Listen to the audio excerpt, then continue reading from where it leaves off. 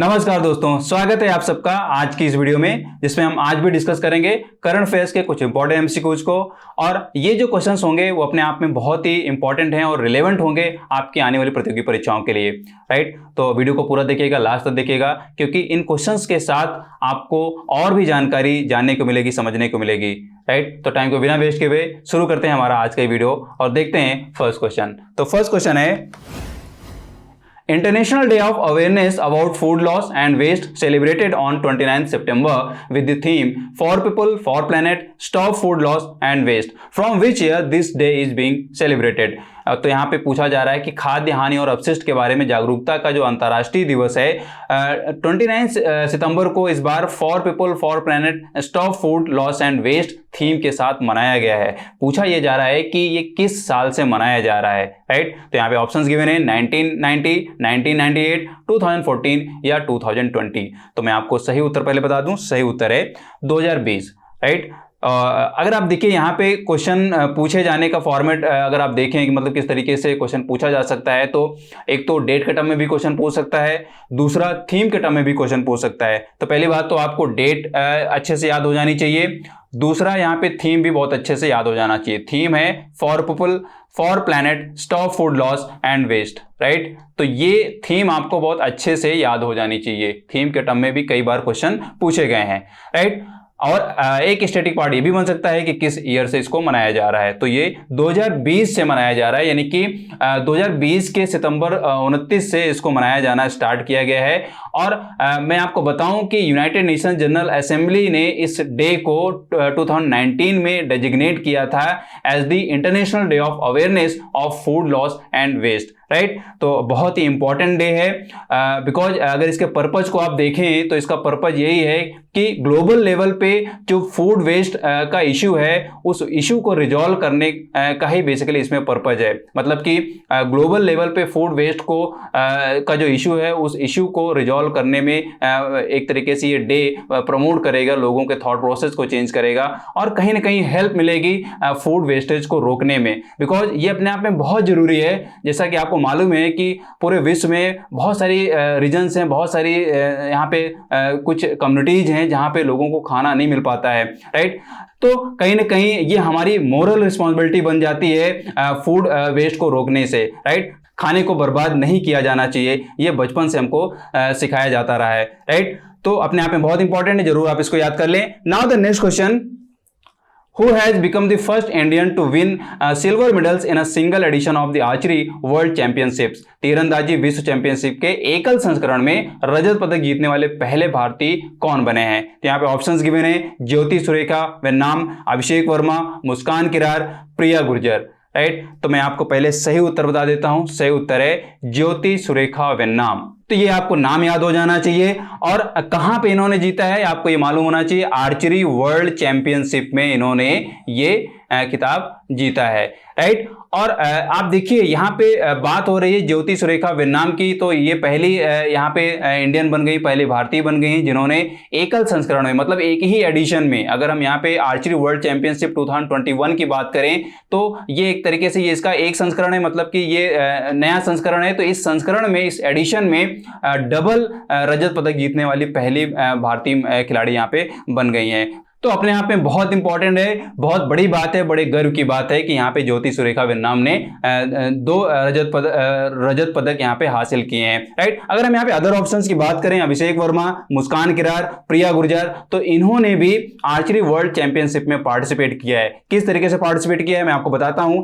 अभिषेक वर्मा के साथ यहाँ पे जो ज्योति सुरेखा वेन्नाम है उन्होंने एक तरीके से पार्टनरशिप करके, मतलब कि मिक्स फॉर्मेट में इन्होंने अभिषेक वर्मा के साथ रजत पदक जीता है। वहीं पे अगर हम कंपाउंड फॉर्मेट में देखें तो ज्योति सुरेखा वेन्नाम ने मुस्कान किरार और प्रिया गुर्जर के साथ यहाँ पे पार्टनरशिप करके द्वितीय स्थान हासिल किया, यानी कि उनको रजत पदक मिला, राइट। तो अपने आप में बहुत इंपॉर्टेंट है, तो आपको ये याद रखना है कि आर्चरी वर्ल्ड चैंपियनशिप 2021 के इस फॉर्मेट में, 2 फॉर्मेट में इन्होंने रजत पदक जीते हैं। पहला क्या है कंपाउंड फॉर्मेट, दूसरा है मिक्स्ड फॉर्मेट, राइट। और मिक्स्ड फॉर्मेट में इनके जो पार्टनर रहे हैं वो हैं अभिषेक वर्मा, तो ये आपको याद हो जाना चाहिए। Now the next question, which country has successfully tested hypersonic air breathing weapon concept? किस देश ने hypersonic air breathing weapon concept का सफलतापूर्वक परीक्षण किया है? तो यहाँ पे ऑप्शंस गिवन है, यूनाइटेड स्टेट्स ऑफ अमेरिका,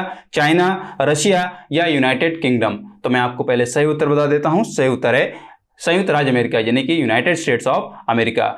तो अपने आप में इसको जान लीजिए। पहली बात, यहाँ पे जिस मिसाइल की बात की जा रही है उसका नाम है hypersonic air breathing weapon concept, right. तो एक तरीके से ये एक टेक्नोलॉजी का नाम हो जाता है, hypersonic air breathing weapon concept. और मैं आपको पहले यहाँ पे क्लियर कर दूं कि ये जो मतलब कि परीक्षण किया गया है, ये जो प्रोग्राम लॉन्च किया गया है, ये एक ज्वाइंट प्रोग्राम था डार्पा और यूएसएएफ का, यानी कि डार्पा और यूएस एयरफोर्स का। मैं आपको यहाँ पे क्लियर कर देता हूं। डार्पा, देखिए आप पहले तो ये याद कर लें, DARPA plus USAF, DARPA plus USAF, right. तो इनका ये ज्वाइंट प्रोग्राम है। और मैं आपको बताऊं कि डार्पा जो है उसी तरीके से रोल अदा करता है जिस तरीके से इंडिया में डीआरडीओ रोल अदा करता है, राइट। इसका जो फुल फॉर्म है that is defence advanced research projects agency, right. और यूएसएएफ आप जान ही चुके हैं, यानी कि यूएस एयरफोर्स, राइट। तो इनका ये ज्वाइंट प्रोग्राम है।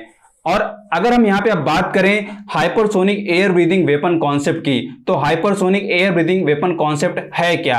तो मैं आपको बता दूं कि ये एक टेक्नोलॉजी है, ये बेसिकली इंजन को बताता है। तो इंजन इसमें जो होता है, उस इंजन में हम कंप्रेस्ड इनकमिंग एयर को यूज करते हैं to propel the inside hydrocarbon fuel, right. मतलब कि इंजन के अंदर जो हाइड्रोकार्बन फ्यूल होता है उसको इग्नाइट करने के लिए बेसिकली हम इनकमिंग एयर को यूज करते हैं, ताकि वहां पे जो एक प्रेशराइज्ड एयर बनती है और उसके थ्रू जो इग्निशन होता है, जो ज्वलन होती है, उस ज्वलन से जो एनर्जी निकलती है वही एक तरीके से प्रोपेलेंट की तरह काम करता है। क्रूज मिसाइल को एक प्रोपेलेंट की तरह काम करता है और उसको एक थ्रस्ट देता है और उसमें एक स्पीड आती है। और मैं आपको बताऊं कि इस टेक्नोलॉजी से जो स्पीड आती है वो स्पीड ग्रेटर देन मैक 5 आती है, राइट। ग्रेटर देन मैक 5 आती है, यानी कि ध्वनि की 5 गुना, ध्वनि की जो गति होती है उस गति से 5 गुना ज्यादा गति, राइट। तो अपने आप में बहुत इंपॉर्टेंट है, बहुत ही एक तरीके से इनोवेटिव है, वर्ल्ड में बहुत एक तरीके से ये किस तरीके से चेंजेस ला सकती है फ्यूचर में, इसका बहुत बड़ा रोल रहेगा।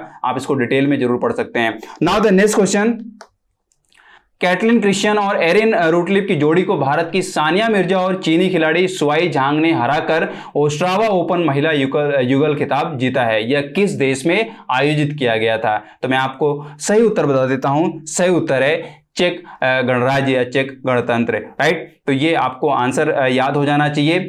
अब अगर हम यहाँ पे बात करें कि ये जो मतलब कि टाइटल है जिसका नाम है Ostrava open women's double title, right. तो देखिए ये सिंगल में भी होता है और डबल में भी होता है। तो यहाँ पे जो बात की जा रही है वो डबल की बात की जा रही है कि डबल में सानिया मिर्जा और चाइनीज प्लेयर सुआई झांग ने यहाँ पे हराया है किसको? कैटलिन क्रिश्चियन और एरिन रूटलिप की जोड़ी को, राइट। तो यहाँ पे ये चेक गणराज्य में आयोजित किया गया था, ये आपको मालूम हो जाना चाहिए। दूसरा मैं आपको बताऊं कि ओस्ट्रावा ओपन जो है वो महिला टेनिस खिलाड़ियों के लिए आयोजित एक टूर्नामेंट होता है और ये 2020 में आयोजित नहीं किया गया था due to COVID pandemic, right. तो इस बार 2021 में इसको रखा गया है और उसमें डबल में यहाँ पे सानिया मिर्जा और चाइनीज प्लेयर सुआई झांग ने हराया है और यहाँ पे ये खिताब को हासिल किया है। डबल की बात हो रही है, आपको ये याद होना चाहिए, राइट। और इसके सिंगल फॉर्मेट में जानकारी आपको इकट्ठी करनी है, आपको सर्च करना है और मुझे बताना है कॉमेंट में कि सिंगल फॉर्मेट में किसने ये टाइटल जीता है, राइट। तो आप ये जान लें, बहुत ही इंपॉर्टेंट है Ostrava open women's double title, जो कि चेक गणराज्य में एक तरीके से आयोजित किया जाता है।